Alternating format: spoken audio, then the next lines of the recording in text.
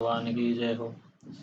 वंशी विभूषित करान्नवनीहृदाभत् पीताम्बरादरुडबिम्बफलाधरोष्टात् पूर्णेन्दुसुन्दरमुखादरविन्दनेत्रात् कृष्णात् परं किमपि तत्त्वमहं न जाने। वसुदेवसुतं देवं कंसचाणूरमर्दनं देवकी परमानन्दं कृष्णं वन्दे जगद्गुरुं। हरि ओम।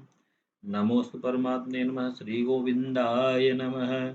श्री गुरुचरणकमलेभ्यो नमः। महात्मेभ्यो नमः। सर्वेभ्यो नमो नमः। बोले सच्चिदानंद भगवान की जय हो। संसारिक मनुष्यों के दुखों का कारण क्या है, इसके बारे में चर्चा करते हैं। तो हमारा संबंध ईश्वर के साथ है, संसार के साथ नहीं है। जिसका संबंध हमारे साथ नहीं है उसका त्याग करना है। त्यागाछानंतरम, गीता का 12वां अध्याय 12वां श्लोक। जिसके साथ हमारा संबंध ही नहीं उसका त्याग क्या करें। त्याग करना है तो जो हमसे भूल हो रही उस भूल का त्याग करें। संबंध भूल से माना है मैं शरीर हूँ और शरीर मेरा तथा मेरे लिए है, यह संबंध माना हुआ है, वास्तव में है नहीं। शरीर निरंतर हमसे अलग हो रहा है। बचपन में जो शरीर था वह अब नहीं है, पर मैं वही हूँ। शरीर बदल गया पर स्वयं नहीं बदला, यह हमारा सबका अनुभव है। इस अनुभव का आदर करो तो आप जो है जीवन मुक्त हो जाओगे, नहीं तो आप जो है वैसे पड़े रहोगे। जो अपना नहीं है उसको अपना मानने से विश्वासघात होता है। जो आपका है ही नहीं उसको आप स्वयं का मानोगे, यही आपके दुखों का कारण बनता है। पहले बालकपन को अपना मानते थे कि हम बालक हैं, हम बालक हैं।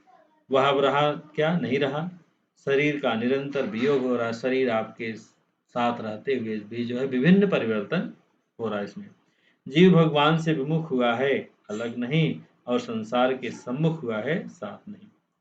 संसार से केवल सेवा के लिए ही संबंध माने, संसार को अपना और अपने लिए न माने। कोई भी काम अपने लिए ना करके दूसरों की सेवा हित के लिए करें तो वह अच्छा रहेगा। आजकल अपने बेटों से, अपने संतान से भी आशा मत रखो तो सुख पाओगे। उनकी सेवा करो पर आशा मत रखो। परमात्मा जो है आनंद रूप है। भगवान सच्चिदानंद आनंद स्वरूप है। कहा गया सच्चिदानंद रूपाय विश्वोत्पत्त्यादिहेतवे तापत्रय विनाशाय श्री कृष्णाय वयं नमः। दुख के साथ जो सुख है वह दुख का कारण है। सुख के भोगी को दुख भोगना ही पड़ेगा। सुख मात्र दुख में परिणत हो जाता है।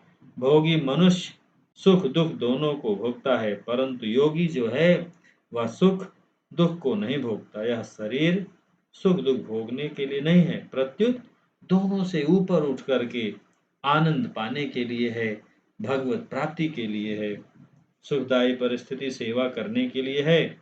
आप में जो बड़प्पन है वह दूसरों का दिया हुआ है। सुख को भोगना दुख को निमंत्रण देना है। दुखदायी परिस्थिति सुख की चाहना मिटाने के लिए है। दूसरे के दुखों से जो दुखी होता है, दूसरों के दुख से दुखी होने पर हमारा दुख मिट जाता है। तो दूसरे के सुख से सुखी होने पर हम सुखी हो जाते हैं। मैं, तू, यह वह चारों एक ज्ञान के अंतर्गत है। सत्ता होनापन ज्यों का त्यों है, उससे यह सब प्रकाशित होता है। वह सत्ता बाहर भीतर सब जगह परिपूर्ण है। भगवान हर जगह है, इसलिए उसी को सच्चिदानंद कहते हैं। वह स्वयं प्रकाश और सबका प्रकाशक है।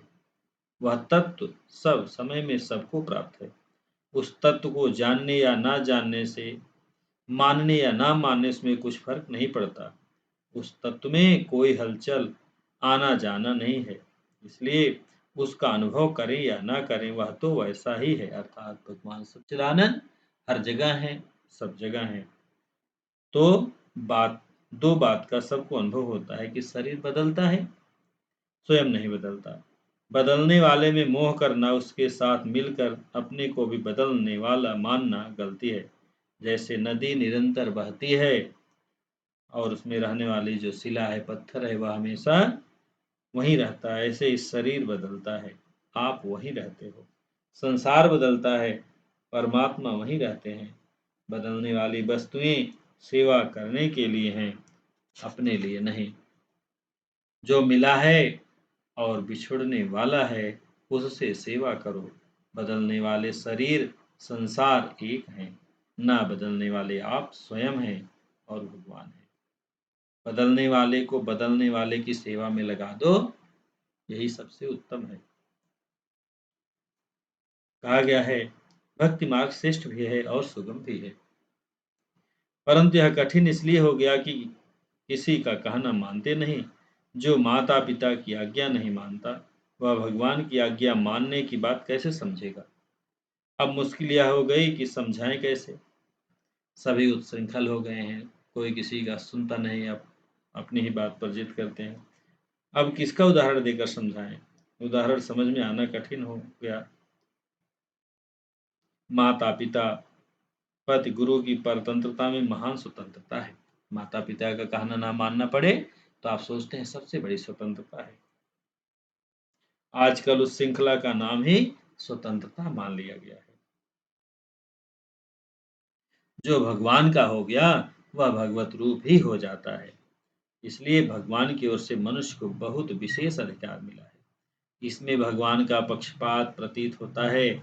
भगवान ने मनुष्य को दुनिया मात्र के उद्धार का अधिकार दिया है।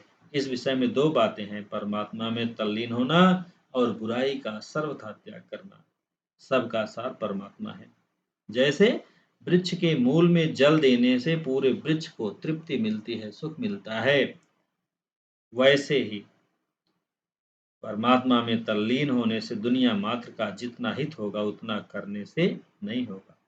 हमारे भीतर में सबके हित का भाव रहे।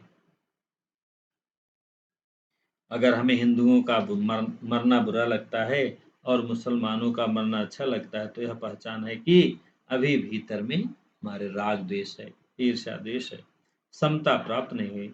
तत्व प्राप्त की परीक्षा है कि अंतःकरण में समता आ जाए।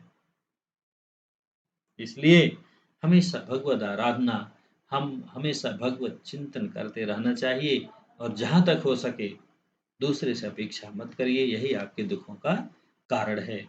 और सच्चिदानंद भगवान की जय हो।